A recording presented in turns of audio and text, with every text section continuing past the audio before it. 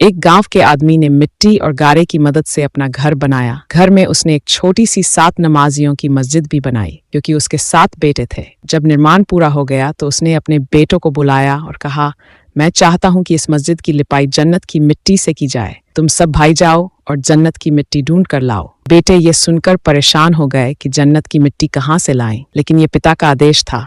तो 6 बेटे खोज पर निकल पड़े, जबकि सबसे छोटा और 7वां बेटा बीमार था, इसलिए वह घर पर ही रहा। शाम को सभी भाई थके हारे खाली हाथ लौटे तो क्या देखते हैं, छोटा भाई घर में एक बोरी में मिट्टी भर कर बैठा है। पिता ने हैरानी से पूछा, बेटा तू तो घर पर ही था, फिर तुझे जन्नत की मिट्टी कहाँ से मिल गई? छोटे बेटे ने जवाब दिया, मैं सारा दिन माँ के पीछे पीछे चलता रहा। जहां जहां वह कदम रखती थी वहां वहां से मिट्टी उठाकर इकट्ठा करता गया।